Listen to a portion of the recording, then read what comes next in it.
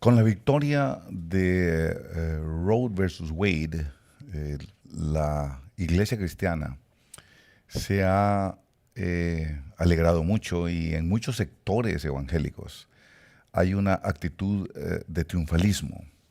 Pero el problema es que esa actitud de triunfalismo solamente denota la ignorancia que hay en la iglesia acerca de los últimos tiempos en los cuales estamos viviendo. Tal vez alguna gente nos diga pesimistas, pero la realidad es que nuestra apreciación se debe a la profecía que está en la Escritura, en la Biblia. La Biblia dice que en los últimos días lo que va a estar campeando en la tierra es una generación perversa. El Señor Jesús le llama perversa, pero el apóstol Pablo le llama una generación torcida. Y la razón por la que vienen los juicios, la razón por la que vienen muchas veces estas situaciones de, de castigo y de exterminio, se debe a la condición de esa generación perversa.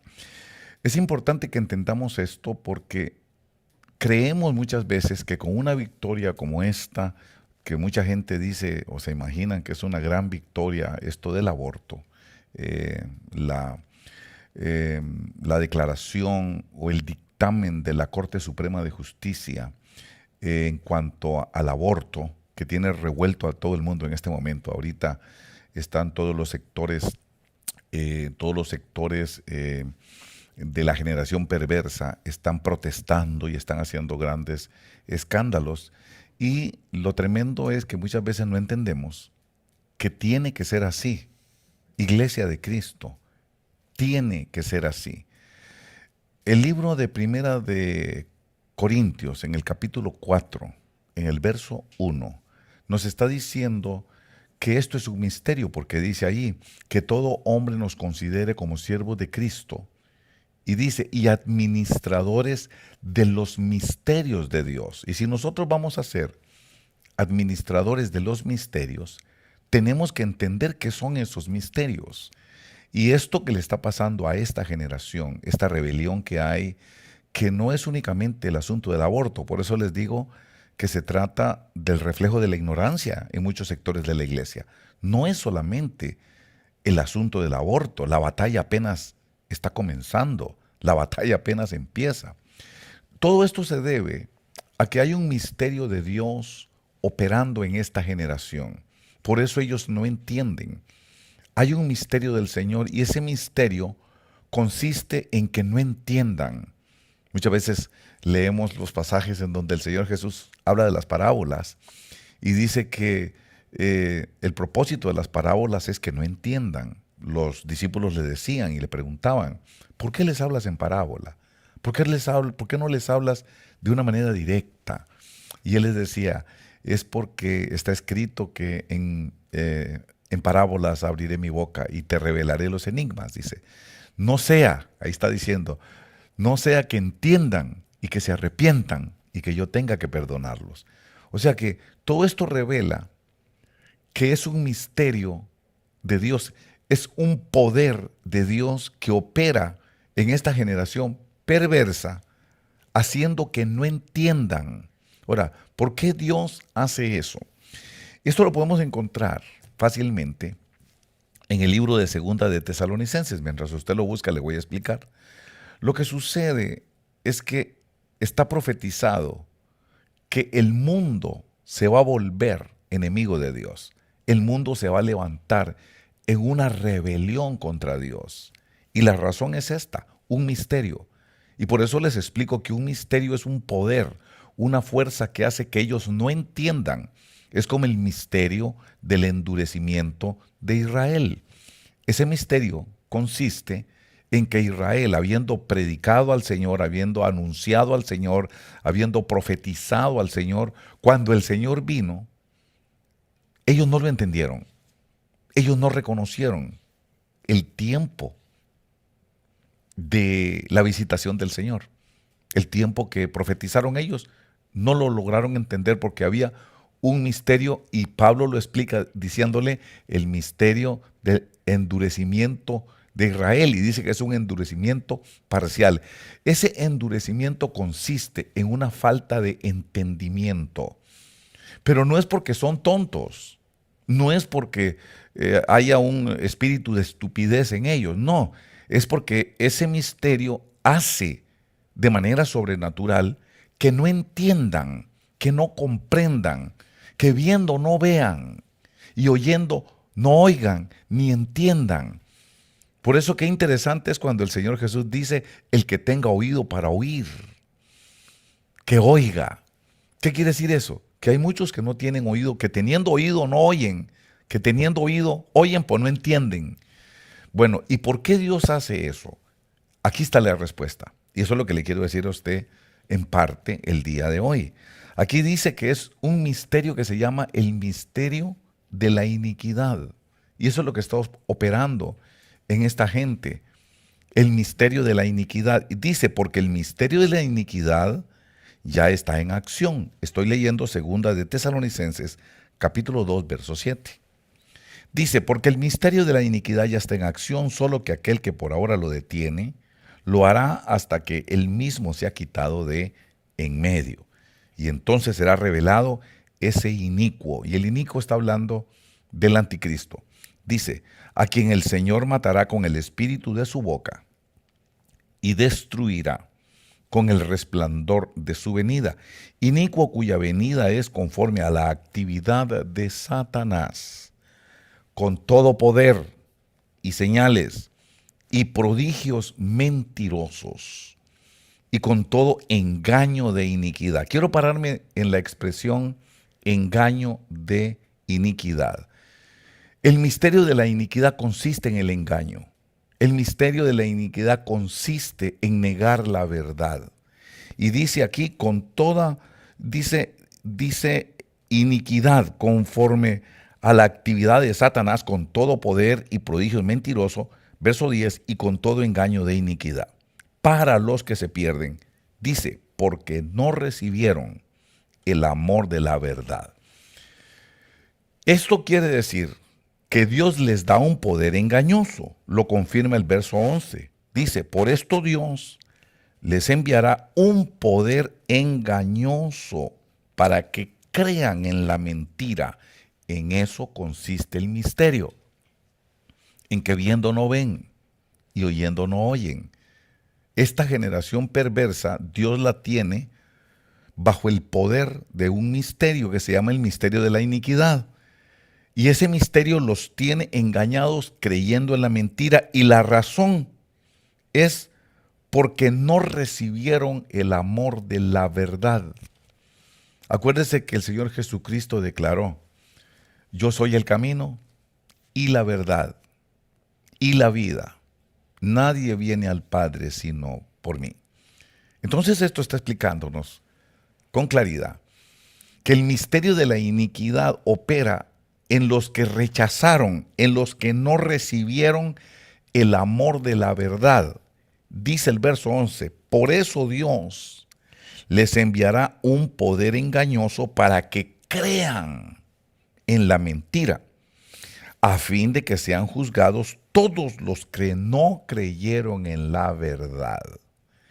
Por eso usted va a ver que toda esta generación la va a reconocer usted en una cosa, en que aman la mentira, en que son proclamadores de la mentira, en que son adoradores de la mentira. Todo esto tiene que ver con el anticristo, porque acuérdese que Cristo es la verdad. El anticristo, pues obviamente es lo que se le opone. Entonces, esta generación, el día de hoy, Dios la entregó porque rechazaron la verdad, porque no aman la verdad. Así que en estos últimos días, usted va a ver que se han levantado tantas corrientes de mentira y de engaño que no es nada más el aborto. El aborto es un fenómeno que nos demuestra claramente cuán engañados están esta generación perversa. Usted sabe que el aborto es un asesinato. Y mire usted cómo se contradicen. Dicen que ellos defienden la vida.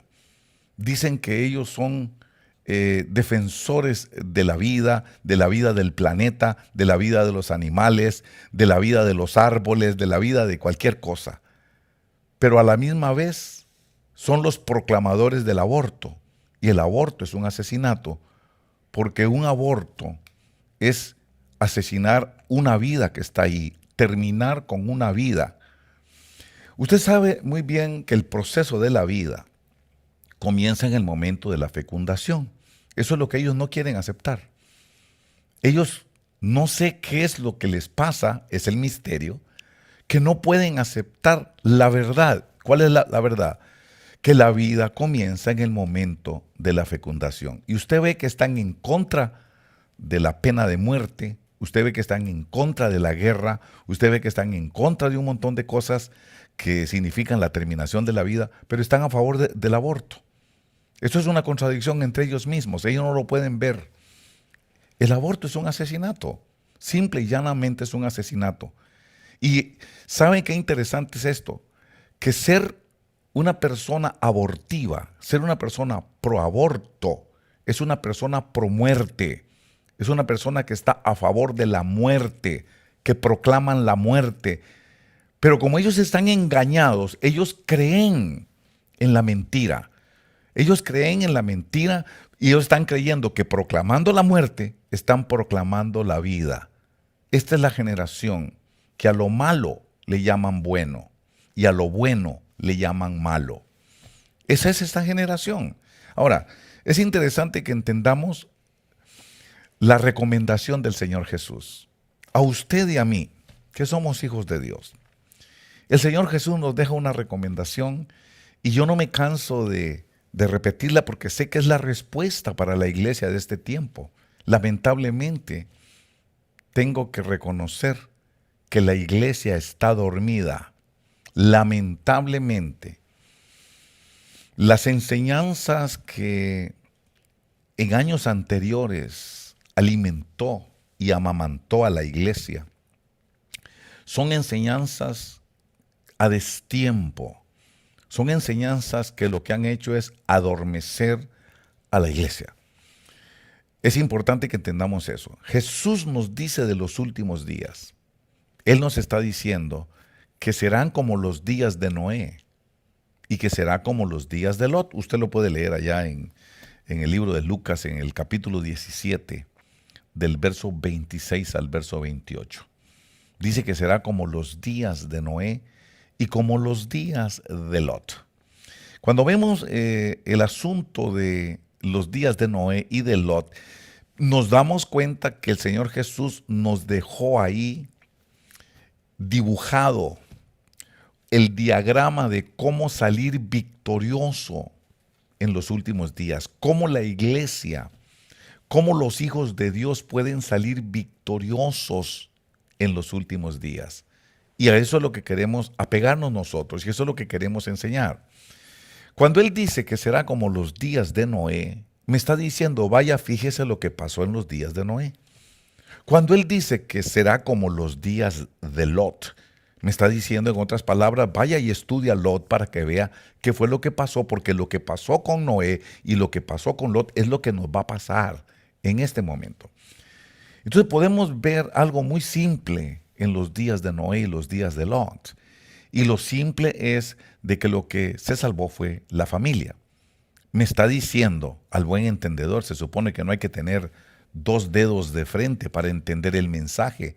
Lo que me está diciendo es que lo que va a estar en peligro en los días de Noé y los días de Lot es la familia. Entonces esto ha provocado en mi corazón el deseo, la necesidad de hablar sobre la situación de la familia, que lo que está siendo atacado es la familia. Lo que está siendo atacado es el concepto de familia como Dios lo estableció. Pero hay algo interesante en cuanto al reconocimiento de que es un ataque sobre la familia. Y es de que nuestra responsabilidad es hacer lo que hizo Noé y hacer lo que hizo Lot. Noé salvó su familia, Lot intentó salvar su familia. Y mire que son cosas interesantes. Noé representa la violencia tan terrible que hay ahora. Y Lot representa el tiempo del homosexualismo, el tiempo del sexo antinatural, es el tiempo en que estamos viviendo usted y yo ahora. Por eso, esta victoria supuesta sobre la ideología abortiva, esto es solo el principio de una batalla larga. Esta batalla va a ser larga.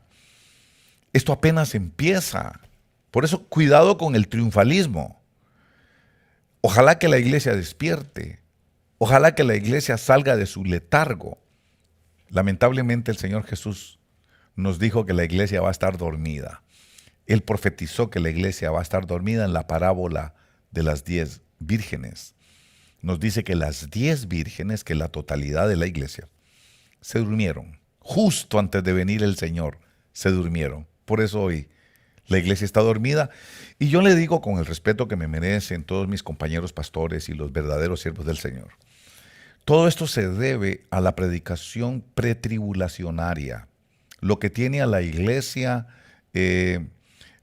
durmiendo en este momento, lo que tiene a la iglesia desubicada en este momento, es la enseñanza de que la iglesia no va a pasar por la tribulación. Entonces todos los cristianos lo que han hecho es prepararse para el rapto, prepararse para irse con Cristo antes de la tribulación, y nadie está haciendo el trabajo que se debe hacer. Por eso la iglesia está dormida. Yo creo que son esas doctrinas muy respetables, pero para mí muy desubicadas de la realidad profética, muy desubicadas de la realidad que nos toca vivir en este momento. Y por eso es que hoy vemos una iglesia que está en medio del misterio de la iniquidad, la mentira, el engaño. Por ejemplo, estamos hablando ahorita del aborto, del engaño que tiene toda la gente de pensar que proclamando las plataformas ideológicas del abortismo están proclamando la vida. Y uno dice, ¿cómo lo pueden creer? Pero ese es solo el principio. Qué tremendo es toda esta ideología nueva que hay, la ideología de género, la mentira de que usted siendo hombre, usted no es hombre, usted es mujer. Y que usted siendo mujer, no, usted no es mujer, usted es hombre.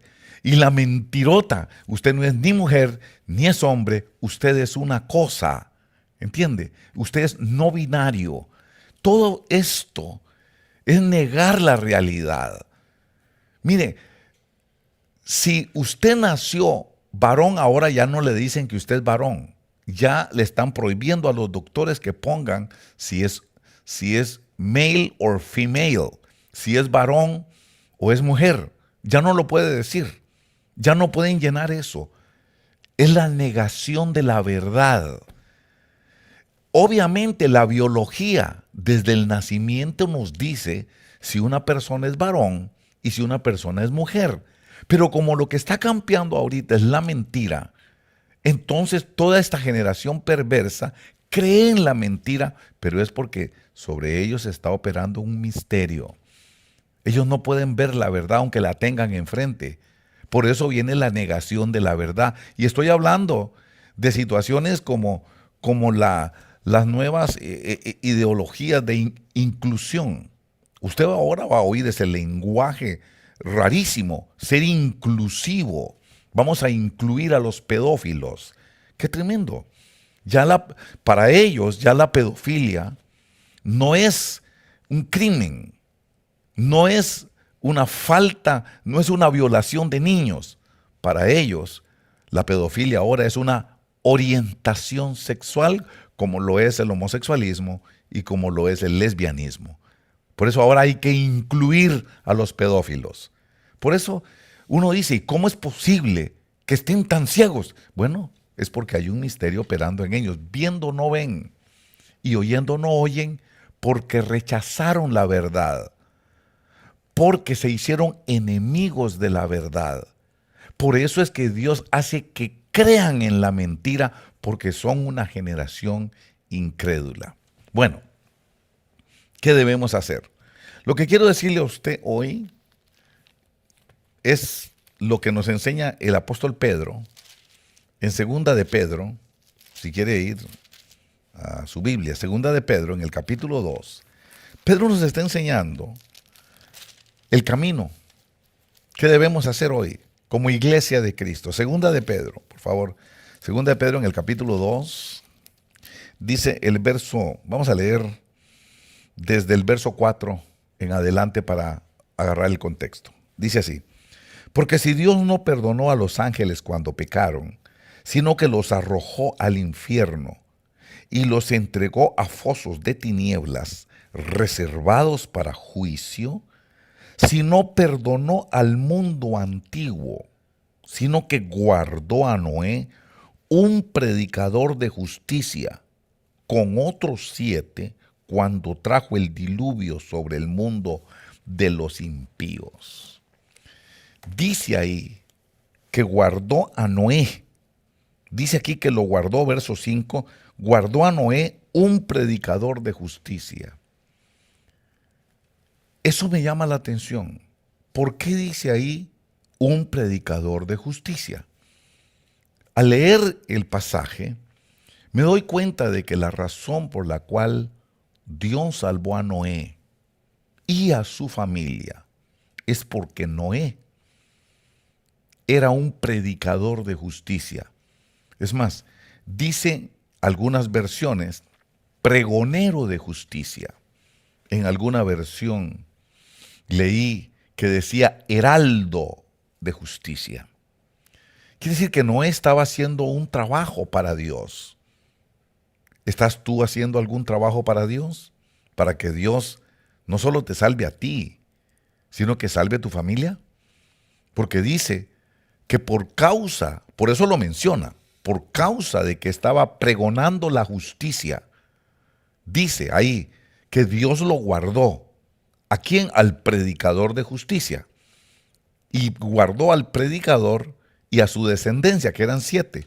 Ya ustedes saben que eran Noé y su esposa, era Cam, Sem y Jafet y sus correspondientes esposas, no esposos, sino esposas.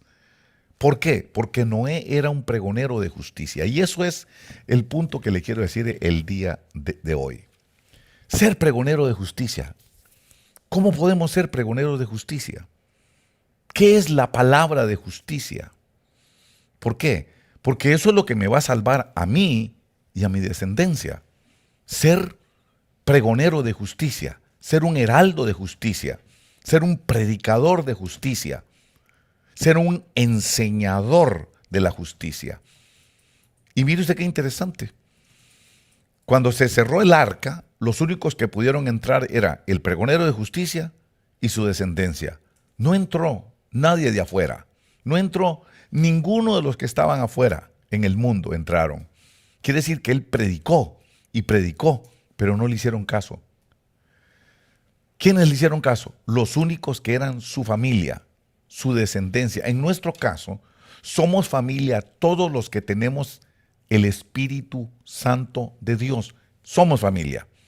Nuestra familia es la descendencia de Dios y esa descendencia viene a nosotros por la naturaleza de Dios, que es el Espíritu Santo. El Espíritu Santo, sin importar la raza, la lengua, el país o la nación de donde somos, si tenemos el Espíritu Santo, ese Espíritu nos da a nosotros la naturaleza de Dios. Y con esa naturaleza nos viene el oído para oír. Por eso la predicación de Jesús es: el que tenga oído para oír, que oiga. Quiere decir que hay unos que no tienen oído. ¿Quién nos da el oído? El Espíritu Santo. El que no tiene el Espíritu Santo no tiene oído para oír. Por eso es que creen en la mentira, aman la mentira, porque no tienen el Espíritu Santo, que a la vez el Espíritu Santo es el Espíritu de verdad. Es el que me da la naturaleza de Dios. El Espíritu Santo es el que me hace entender qué es lo que pasa con el mundo, que no tienen el Espíritu Santo. Por eso aman la mentira, proclaman la mentira y van a morir precisamente por la mentira, porque rechazaron el amor de la verdad, que es Cristo. Voy al pregonero de justicia. Veo que hay una situación interesante que se da con Noé. La Biblia lo define, el apóstol Pedro lo define como que es predicador de justicia. Y lo interesante es que, aunque él predicó, aunque él pregonó la verdad y la justicia de Dios, los de afuera no le creyeron. Los únicos que le creyeron fueron su familia, nada más. Y por eso le aclaro que familia somos por el Espíritu Santo, no por nuestra biología, sino por el Espíritu Santo. ¿Quiénes nos van a creer? Los que tienen el Espíritu Santo. ¿Quién va a creer la verdad? Los que tienen el Espíritu Santo. ¿Quién va a discernir la verdad de la mentira? Mire usted qué terrible hoy, las manifestaciones esas profeminismo, las manifestaciones feministas el día de hoy. Un atentado contra la voluntad de Dios, un atentado contra la familia de Dios. En el fondo, todo esto del aborto, todo esto de la ideología de género, todo esto que estamos viendo ¿qué le voy a decir? De esa situación de confusión sexual que hay el día de hoy, todo eso es una sola cosa: ataque contra la familia de Dios, como pasó en el tiempo de Noé, como pasó en el tiempo de Lot. La razón de rescatar la familia es porque la familia estaba en peligro. Pero hay una cosa interesante. La familia que se salvó fue la familia del pregonero de justicia. La pregunta mía es, ¿estás pregonando la justicia de Dios? ¿Estás hablando la verdad de Dios? Porque de ahí va a depender, el que estemos haciendo algo. Qué interesante. Dice el Señor Jesús, este evangelio del reino será predicado por todo el oikomene, será predicado por toda la tierra, por todo el mundo, como testimonio a las naciones, ¿verdad? Entonces vendrá el fin. Entonces eso me dice, ¿qué es lo que tengo que estar pregonando?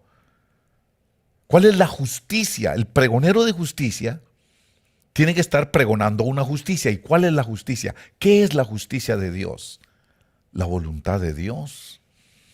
Pues es interesante que hay que buscar el reino de Dios y su justicia, y todo vendrá por añadidura.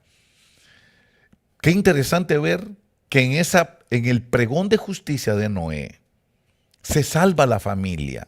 Yo le pregunto a todos ustedes, ¿no quieren que su familia se salve, su familia? ¿No quiere que sus hijos se salven? ¿No quieren que sus hijos entren en el arca de la salvación? ¿No quisiera usted que sus hijos y sus nietos y sus descendientes entren en el arca? Dice que hay que pregonarles la justicia. ¿Por qué la familia de Noé entró en el arca?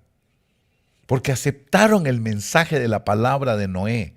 Pero si Noé no les predica, pero si Noé no les pregona, pero si Noé no les enseña, ¿cómo iban a saber la diferencia entre estar fuera del arca y estar dentro del arca?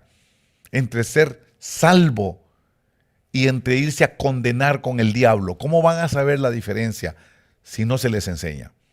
Lo que nos dice todo este pasaje de la Escritura es que hay que salvar nuestra familia. Pero para salvarla, nosotros tenemos que ser los pregoneros de justicia, los pregoneros de la voluntad de Dios, los pregoneros de la palabra de Dios, los pregoneros de la verdad de Dios. ¿Quién le va a hablar a nuestra familia si no le hablamos nosotros? Si nosotros no les hablamos de la verdad de Dios. Por eso, qué tremendo. ¿Por dónde hay que comenzar? Hay que comenzar con nuestros hijos, especialmente con los más pequeños. A ellos hay que enseñarles. Dice que al niño, enséñale al niño el camino en el que debe andar.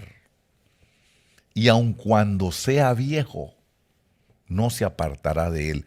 ¿Por qué se han apartado muchos de esta gente que ahora forma parte de la generación perversa?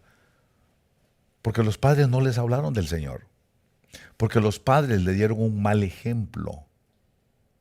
de lo que es ser cristiano, porque sus padres fueron malos padres, porque sus padres fracasaron como pareja, fracasaron como matrimonio, fracasaron como familia.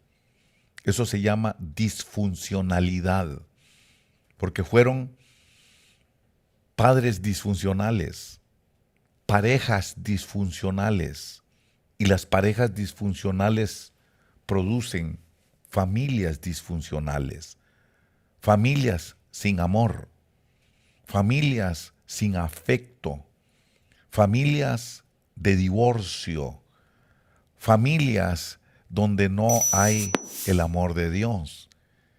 Y por eso es que ahora podemos ver que muchas de las familias de algunas personas forman parte de esa generación perversa y torcida, de esa perversa generación, como le dice el Señor Jesús.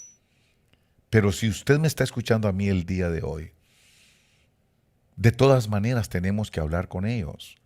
De todas maneras tenemos que pregonar la justicia de Dios y decirle, ¿por qué el aborto es un engaño? ¿Por qué el aborto es un asesinato? ¿Por qué el aborto es un crimen? Hace poco tuve una discusión con un joven. Me dice, mire, yo soy cristiano y creo en Dios, pero soy pro aborto. Entonces le pregunté, pero no dice usted que usted es pro-life. ¿Y cómo vas a ser pro-life si sos pro-aborto? Y entonces entran en una contradicción ellos mismos y uno se da cuenta de la confusión que tienen. ¿Cómo puedes amar la vida y promover la vida si promueves el aborto?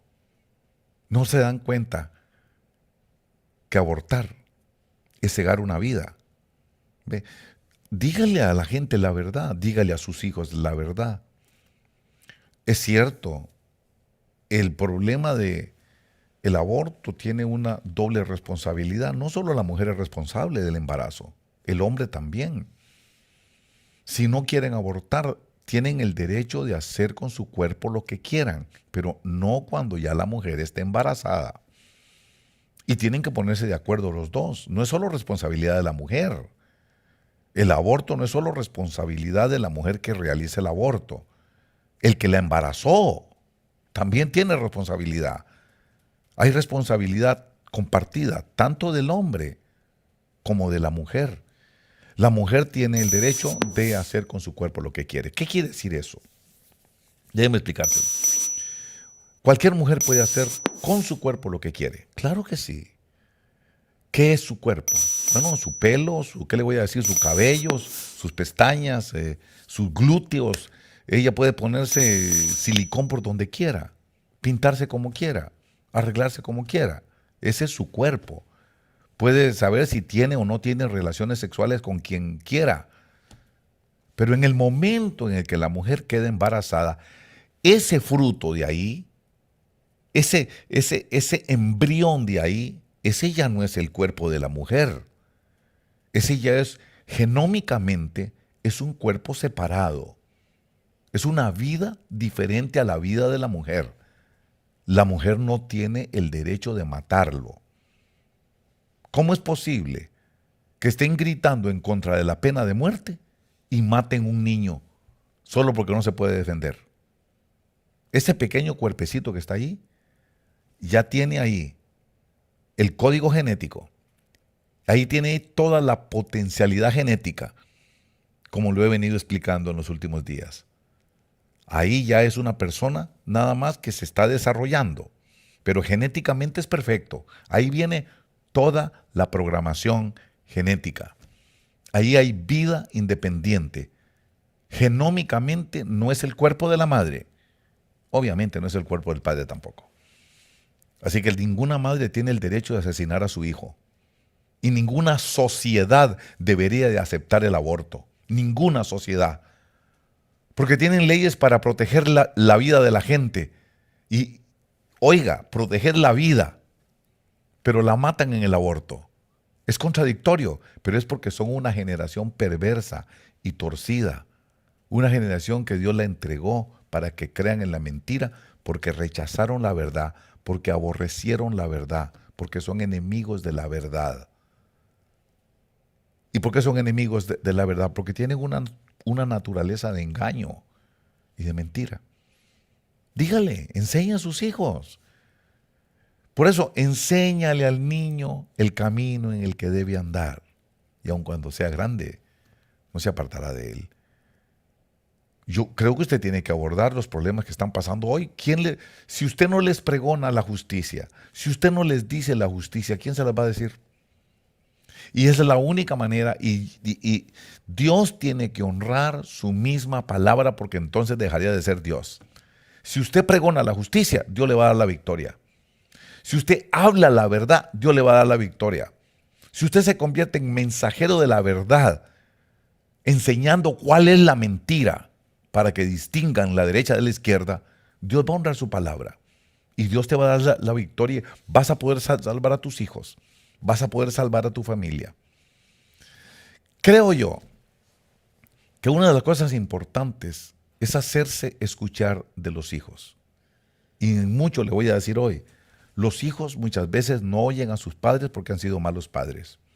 Porque han sido padres que los dejaron abandonados. Porque han sido padres que abandonaron el hogar. Han sido padres que prefirieron complacerse a sí mismos que tomar la responsabilidad de amar a sus hijos y de educar a sus hijos. Y por eso hoy le quieren decir al hijo que les haga caso. Y los hijos no les hacen caso. Los hijos, oiga lo que le voy a decir hoy, los hijos le van a hacer caso al que los ama. El amor, por eso dice, el amor de muchos se enfriará. Porque lo que va a tener problemas en estos últimos tiempos es el amor. Y como no hay amor en los padres, los hijos no van a oír a esos padres. Los hijos van a oír a los padres que los amaron. Mire, los hijos van a ponerle oído a los padres que les demostraron el amor, a los padres que se sacrificaron por ellos, a los padres que no los dejaron abandonados, ni abandonaron el hogar, ni abandonaron la familia. Cuando esos padres abnegados le hablen a sus hijos, pregonen la justicia, los hijos los van a oír. Pero ¿qué es lo que sucede hoy? Que en una pareja disfuncional ahora quieren venir a corregir a los hijos. Y los hijos les dicen, no, a usted no le creo. Usted vivió un evangelio hipócrita. Usted en la iglesia era una cosa y en la casa era otra. Usted en la iglesia era profeta, pero qué boca sucia tenía en la casa. Usted dice que me amaba, pero se fue con otra mujer y se fue para otra familia. Usted me dejó abandonado y ahora me viene a dar consejos y no los va a oír. Por eso una de las cosas importantes que hay que hacer el día de hoy es amar a la familia, amar a los hijos, amar a los nietos, pasar tiempo con ellos. Se lo digo por experiencia personal, se lo digo porque es algo que ha pasado conmigo. Hoy puedo cosechar lo que en un tiempo empezamos a sembrar. No les gusta que les diga mis nietos, pero dice, no me diga que soy su nieto, diga que soy su hijo. Bueno, pero es por el amor. Si no hubieran visto el amor en sus abuelos, no nos hubieran oído, no nos hubieran escuchado.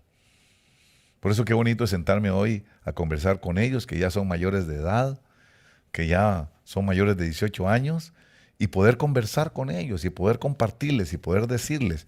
Y no estamos de acuerdo en todo, pero me escuchan. Tal vez no estamos 100% de acuerdo en todas nuestras ideas y nuestros pensamientos, pero por lo menos me ponen cuidado. Por lo menos en ese hemos tenido éxito por el amor. Fíjese que lo que hace que uno tenga éxito con los hijos es el amor. Pero no el amor ese de palabra, sino el amor de Dios, el amor sufrido, el amor que nunca deja de ser. Por eso yo quiero aconsejarles el día de hoy. Ya comprendí yo algo.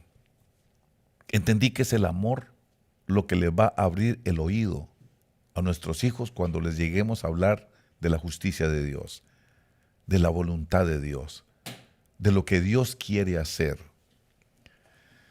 de lo que Dios quiere realizar. Por eso ese es el evangelio del reino. Este evangelio del reino es la voluntad de Dios. este evangelio del reino será predicado en todas las naciones, entonces vendrá el fin. Que la predicación del evangelio es la voluntad de Dios, es el amor. Si usted ama a sus hijos, lo van a oír. Si usted no les tiene paciencia, si usted los ha dejado abandonados, si usted se ha preferido complacerse usted mismo antes de sacrificarse por ellos, por eso después usted les va a querer hablar y no le van a hacer caso. Y no es por otra razón, es simplemente saben que usted no los ama y por eso no lo van a oír. Pero si usted quiere ser pregonero de justicia, comencemos por la familia, para que se salve la familia. Para que se salve la familia, hay que comenzar por la familia. Pero el pregonero de justicia tiene que amar la familia. Es que eso es, y no es el amor de la palabra, no. Es un amor que nunca deja de ser. Es un amor que no busca lo suyo. Es un amor que todo lo sufre, porque dice, el amor es sufrido. Y ahí en esas cosas es donde los hijos y la descendencia aprenden la justicia de Dios, el amor de Dios. Salvemos nuestros hijos. Y la única manera de salvarnos es predicándoles la justicia, pero también, si no los amamos, no nos van a oír. Por eso hay que tener paciencia, enseñar con sacrificio, enseñar con persistencia, enseñar con perseverancia. Y a veces parece que no lo oyen a uno, pero si los amamos tenemos que insistir a tiempo y fuera de tiempo. Pero si los amamos no podemos renunciar. Pero si los amamos no nos podemos rendir. Pero si los amamos no podemos perder las esperanzas de que nuestras palabras van a ser oídas por ellos. La paciencia, la perseverancia, porque has guardado la palabra de mi perseverancia. Yo te guardaré de la hora de la prueba. Muchísimas gracias, hermanos, y que el Señor les bendiga abundantemente. No temas, no desalente tu corazón, porque yo, el Señor tu Dios, estaré contigo. No temas de la peste de destrucción, con mis alas te cubriré, soy tu refugio. Y aunque pases por valles de sombra, contigo estaré. Escúchame, hijo mío. Y donde quiera que marchen tus pies, nunca más tú tendrás que temer, yo te cuidaré. Te rodeará, te cubrirá,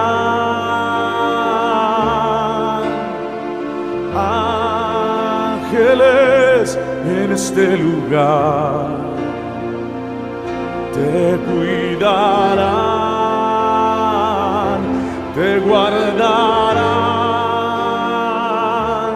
te tomarán en tus manos y te llevarán, te rodearán, te cubrirán tus alas,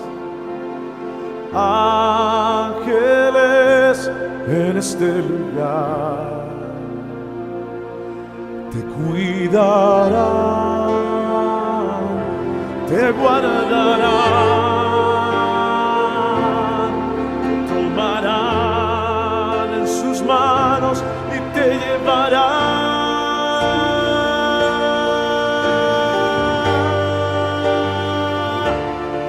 Te cuidarán.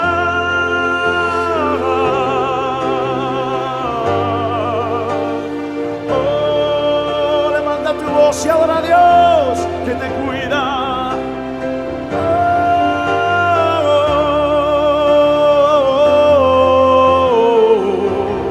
Selah.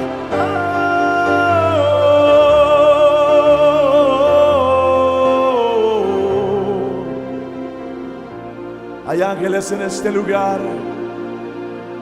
Aquí en tu casa hay ángeles en este momento. Ángeles que te rodean. Por eso levanta el altar al Señor, tu Dios, tu salvación. Adórale, adórale, adórale, iglesia, adórale.